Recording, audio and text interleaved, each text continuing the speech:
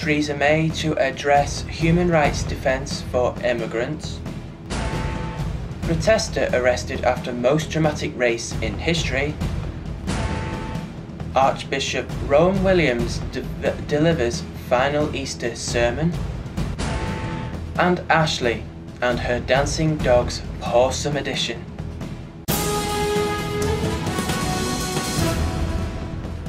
Good evening.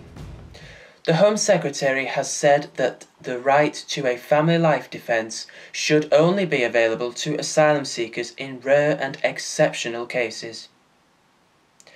Currently, they can appeal to stay in the UK on the grounds that they have a right to a family life as stated in Article 8 of the European Convention on Human Rights.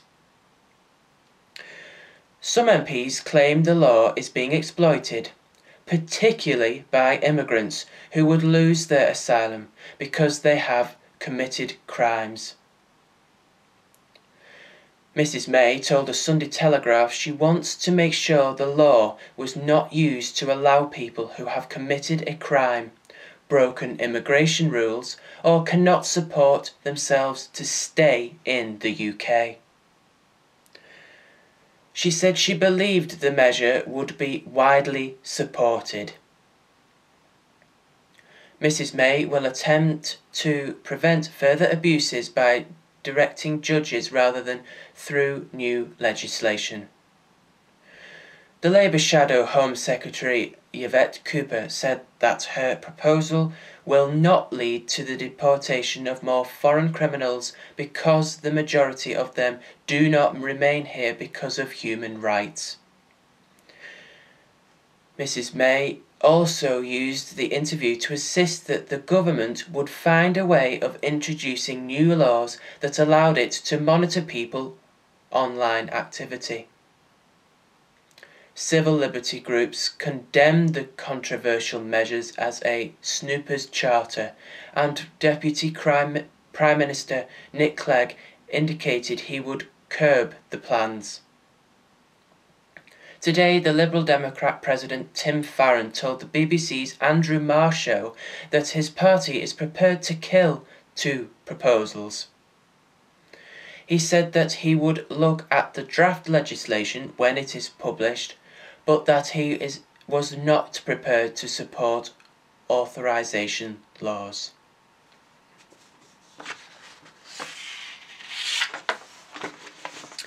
A swimmer who brought yesterday's boat race to a temporary halt has been charged on suspicion of a public order offence, Scotland Yard has said today. The annual Oxford-Cambridge competition was restarted after the wetsuit-clad man appeared close to the boats in the River Thames in London, narrowly avoiding the blade of an Oxford oar.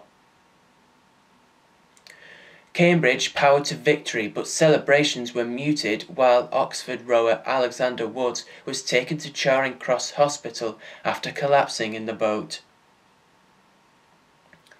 Sources named the swimmer, who stopped the race for the first time since 2001, as Trenton Oldfield.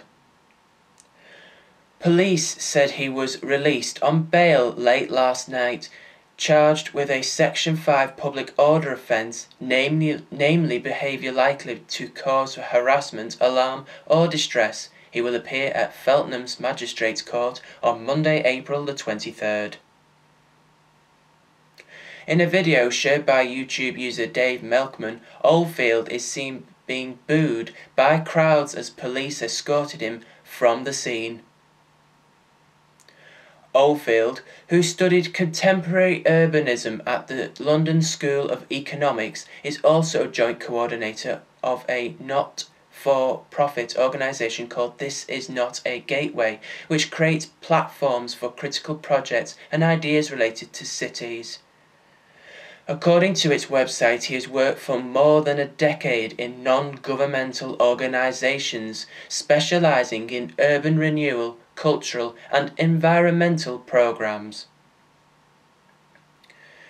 Carl Hudspeth, president of Oxford University Boat Club, blamed Oldfield for ruining his crew's big day.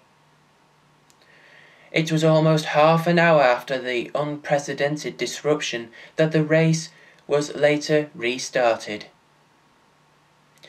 The drama continued when a clash of oars led to Oxford crew member Hanno Heinhunsen breaking his blade, allowing Cambridge to pull clear.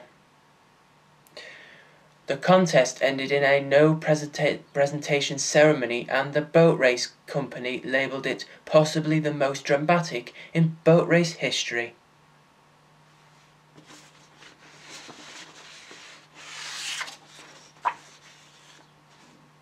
The Archbishop began his final Easter sermon arguing that young people's hostility towards faith is not as extreme as society perceives it to be. He said that many young people take the issue of religion seriously, despite not attending church. He warned that now was the worst possible moment to downgrade the importance of teaching religion in secondary schools. Dr. Williams, who will take up a post at Cambridge University in January, also told followers that the ultimate test of the Christian religion is not whether it is useful or helpful to society, but whether or not its central claim, the resurrection of Jesus Christ, actually happened. Dr. Williams's ministry has been challenging at times. Under his leadership, the Church of England nearly split over the audition of gay clergy and women bishops. Dr. Williams has shown no resistance to the appointment of openly gay bishops, as well as showing continued support for the audition of women. He will continue to carry out all the duties and responsibilities of the Archbishop of Canterbury, both for the Church of England and the Anglican Communion, until the end of the year, Lambeth Palace have said.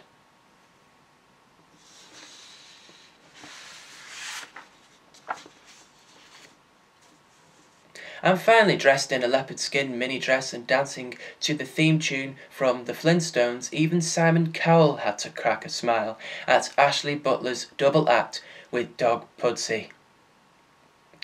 Butler, 16, was given Pudsey a present for her 11th birthday, and the two have been inseparable ever since. Butler said, "There are times when I get frustrated because there's a party and I can't go because of training, but I love it. It's my life."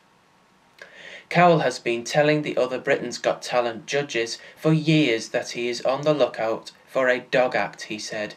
"I've been saying for years that there's a gap in the market for a new lassie."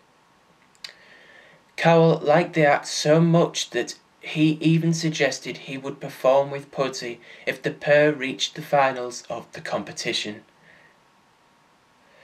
Butler told The Sun she was open to the idea, but that Cowell would have had to train hard for the honour.